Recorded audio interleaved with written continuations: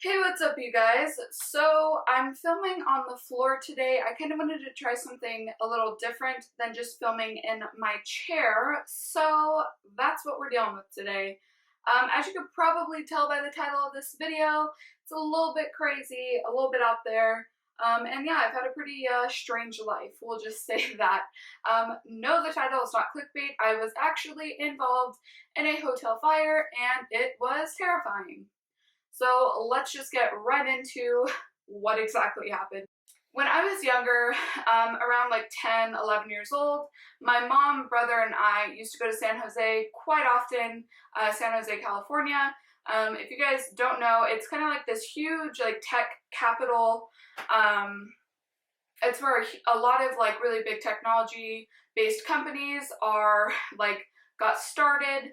And they just have a lot of like really interesting museums sort of centered around technology and all of that. My mom was super into it, so we used to go a lot and just kind of check out all the different museums and the IMATs there and all of that. So it was pretty cool, and me and my brother got to learn quite a bit. They have a lot of really great children's museums, so if you live kind of around or near the area, I highly suggest going to them because they're pretty cool. So anyways, that's basically what spurred our trip to San Jose. And we chose to stay in this hotel. I'm not going to say the name of the company. It's a bigger hotel company. I know they have 4 subscribers, but I'm not trying to get sued. Anyways, we decided to stay at this hotel. It was a super nice hotel, sort of in like the middle of downtown San Jose. I had no like bad reviews or anything, and I think we may have even stayed in that hotel before. I'm not 100% sure, but I know we didn't have any problems going into this hotel, right? So, ooh, that voice crack. Wow, okay. Anyways, so we go to stay in this hotel, and I believe this may have happened on the second night. Don't quote me on that. It's been about 10 years, so I don't fully remember. But it happened on one of the nights we were there. So my mom, brother, and I were up kind of late. We were just talking, watching TV, doing all that sort of fun stuff. My brother and I were sharing a bed, and then my mom had her own bed. They were queens, so they were like set up next to each other. Yeah, so anyway, so we're up kind of late talking. I fall asleep first. I'm like passed out by probably like 11 o'clock because I was a child, and my mom and brother stay up talking.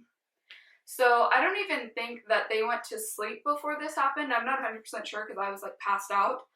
But the next thing I remember is my brother is on top of me, violently shaking me, like screaming my name. He's like, Megan, Megan, Megan. And I'm like, I wake up, and at first I'm just like, what is wrong with you? What are you doing? Because like in my head, I'm like, I was sleeping, I was having a good dream, I was ready to like wake up tomorrow all refreshed and like go to this museum, you know what I mean? And then I have my brother on top of me like violently shaking me. And he's like, don't you hear that? Don't you hear that? I'm like, hear what? What are you talking about?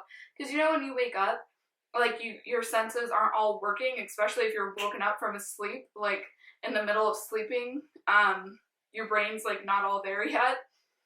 So it took me a few seconds of him like on top of me shaking me before I could actually hear the sirens. And they were extremely loud, so how they didn't wake me up, I have no idea. I must have been really tired.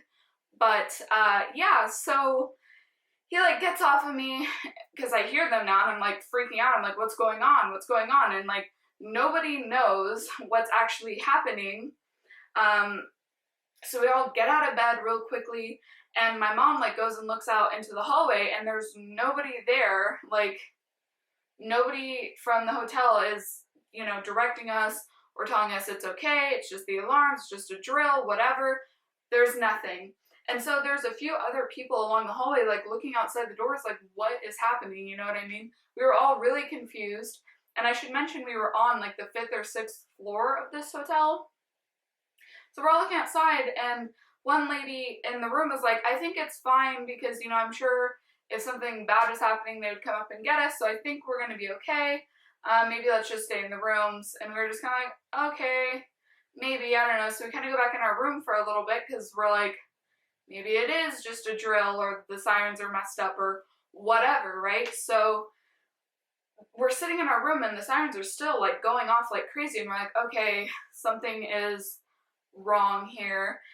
My mom goes to look out the windows to kind of just see what's going on, you know. She figured she could look out the windows and kind of see the front of the building, and she realizes that there are bars on the window.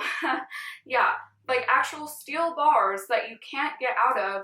So if there was like a really big fire that happened to reach our floor, we were basically gonna die because there was no getting out. I don't know who okayed the safety of this building, because to me that seems pretty freaking dangerous to have to have bars on the windows so people can't get out onto the fire escape. So that really freaked us out, and my mom was like, okay, let's try to go downstairs. This isn't good. Let's just to be safe, let's go downstairs. So we go out, and another guy that's standing in the door, kind of across from us, is like, are you guys gonna go downstairs? My mom's like, yeah, you know, just be safe. I don't know, we haven't seen anybody.